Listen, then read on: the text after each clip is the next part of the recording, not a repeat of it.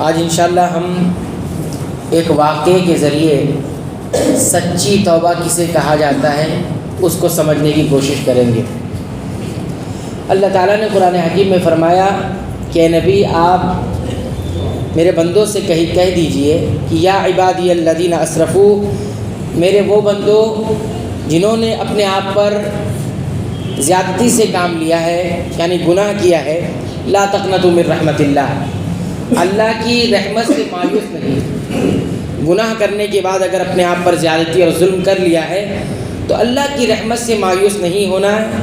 ان اللہ یغفر الذنوب جميعا، بلا شبہ اللہ تعالیٰ تمام گناہوں کو بخش دیتا ہے۔ انہ هو الغفور الرحیم، وہ الغفور یعنی بہت زیادہ بخشش دینے والا ہے، الرحیم اور بہت زیادہ رحم فرمانے والا ہے، خصوصی رحم کرنے والا ہے۔ اس ضمن میں واقعہ ذکر کیا جاتا ہے جو صحیح مسلم کے اندر مختلف الفاظ سے موجود ہے، اور راوی اس کے بریدہ ابن الحصیب رضی اللہ تعالیٰ عنہ ہیں۔ وہ بیان کرتے ہیں کہ ماعز بن مالک الاسلمی، یہ ایک صحابی ہے، کہتے ہیں کہ یہ نبی کریم صلی اللہ علیہ وسلم کی خدمت میں حاضر ہوئے، اور حاضر ہونے کے بعد انہوں نے کہا کہ اے اللہ کے رسول صلی اللہ علیہ وسلم، میں نے اپنے آپ پر ظلم کر لیا ہے۔ کیسا ظلم؟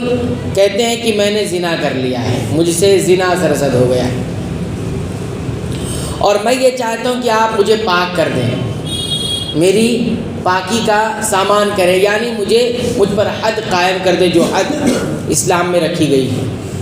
اب آپ سوچئے کہ نبی کریم صلی اللہ علیہ وسلم کو معلوم نہیں کہ ماعز بن مالک الاسلمی رضی اللہ تعالیٰ عنہ نے کیا کیا ہے، ان کا گناہ چھپ گیا ہے، لیکن صدق دل سے توبہ ہو گئی ان کی، اللہ سے انہوں نے توبہ کر لی کہ میں نے ظلم کیا ہے اور زنا کر لیا ہے۔ تو یہ آپ صلی اللہ علیہ وسلم کے پاس حاضر ہو رہے ہیں خود، اور کہہ رہے ہیں کہ مجھے اب پاک کیجئے، میں اس زندگی سے جو ہے اس طرح میں نہیں رہنا چاہتا کہ میں گندا ہو کر رہوں، ایک گناہ کر کے میں گندا ہو کر کیوں، میں ایسے نہیں رہنا چاہتا۔ تو راوی کہتے ہیں کہ آپ صلی اللہ علیہ وسلم کو لوٹا دیا۔ کیوں لوٹایا تھا؟ اس سلسلے میں شارحین حدیث لکھتے ہیں کہ آپ صلی اللہ علیہ وسلم کو شاید یہ گمان ہوا کہ انہوں نے جو گناہ کیا ہے وہ ان کو زنا سمجھ رہے ہو، زنا نہیں ہو، اس لیے حد ابھی جاری نہیں کروں گا۔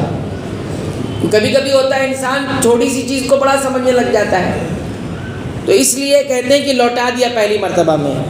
تو کہتے ہیں جب اگلا دن آیا تو پھر وہی آپ صلی اللہ علیہ وسلم کی خدمت میں حاضر، اور وہی بات کی جو پہلے کہی تھی، کہا کہ اللہ کے رسول صلی اللہ علیہ وسلم میں نے زنا کر لیا، مجھے پاک کیجیے۔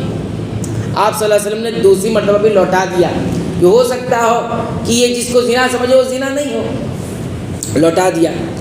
کہتے ہیں کہ نبی کریم صلی اللہ علیہ وسلم نے پھر تحقیق کی، اور ان کی قوم، ان کے قبیلے کے پاس ایک آدمی کو بھیجا، اور بھیجنے کے بعد یہ وہاں پر معلوم کروایا کہ دیکھو کہیں ان کی عقل میں کوئی خرابی تو نہیں ہے، یہ کس طرح کی بات کر رہے ہیں، ان پر حد جاری ہوگی، زنا کی بات کر رہے ہیں، حد جاری ہوگی اور ان کو رجم کر کے ختم کیا جائے گا۔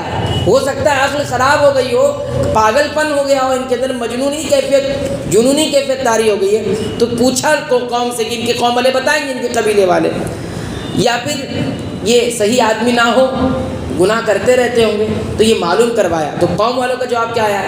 انہوں نے کہا کہ ہم ان کی عقل میں ایسی کوئی بات نہیں دیکھتے، بالکل عقل مند ہے، صحیح سالم ہے، عقل بالکل ان کی ٹھیک ٹھاک ہے، اور ہم نے جتنا ان کا تجربہ کیا ہے اس سے تو یہی معلوم ہوتا ہے کہ انہوں نے کبھی کوئی ایسا گناہ بھی نہیں کیا، پہلے بھی سابقہ ایسا ریکارڈ ان کا نہیں رہا ہے۔ تو یہ پوچھانے کے بعد بھی کہتے ہیں کہ تیسری مرتبہ یہ خود حاضر ہوئے، پھر حاضر ہوئے، اور وہی بات کہی کہ اللہ کے رسول صلی اللہ علیہ وسلم مجھ سے زنا ہو گیا ہے، اور جو ہے مجھے پاک کیجیے۔ تو نبی کریم صلی اللہ علیہ وسلم دوبارہ بھجوایا قبیلے والوں کو، ہو سکتا ہے پہلی خبر لانے والے برابر خبر نہ لائے ہوں، یا صحیح طرح سے تحقیق نہ ہوئی، یا کچھ اور مسئلہ ہو، دوبارہ بھجوایا، تیسری مرتبہ میں بھی تحقیق کروایا کہ معلوم کریں کہ کیا ان کی عقل میں کوئی خرابی ہے۔ پھر وہی جواب آیا کہ ان کی عقل میں کوئی خرابی ہے، بالکل صحیح سالم ہے، عقل مند ہے، اور یہ کوئی پہلے بھی گناہ نہیں کیا کرتے تھے، بالکل صالح انسان ہے۔ جب ساری بات بتا دی گئی کہ یہ ٹھیک ٹھاک ہے، تو آپ صلی اللہ علیہ وسلم جب یہ چوتھی مرتبہ بھی تشریف لا رہے ہیں، چوتھی مرتبہ نبی کریم صلی اللہ علیہ وسلم کی خدمت میں حاضر ہوئے، اور وہی اپنا مطالبہ رکھا کہ اللہ کے رسول صلی اللہ علیہ وسلم میں نے زنا کیا اور مجھے پاک کیجیے۔ پھر کہتے ہیں کہ نبی کریم صلی اللہ علیہ وسلم نے ان کے بارے میں حکم دیا، چنانچہ ان کو رجم کر دیا گیا۔ کیا کر دیا گیا؟ رجم کر دیا گیا۔ آپ دیکھیں گے کتنی سچی توبہ ہے یہ، کتنی سچی توبہ ہے۔ آج ہمارے اتنے گناہ ہیں جو چھپ گئے، اسلامی حکومت بھی نہیں ہے کہ اس پر حد جاری ہوگی۔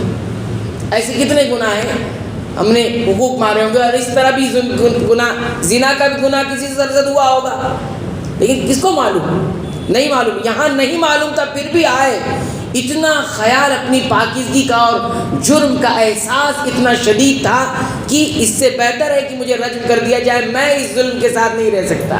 سبحان اللہ۔ ایسی سچی توبہ آپ نے دیکھی ہوگی کبھی؟ یہ ماعز بن مالک الاسلمی رضی اللہ تعالیٰ عنہ ہے۔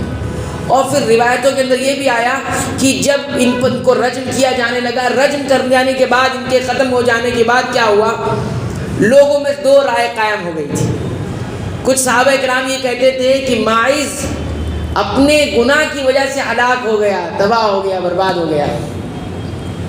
وہ نہیں بتاتے تو کام چل جاتا ان کا، چھپ جاتے ہیں، اللہ سے معافی مانگ لیتے ہیں۔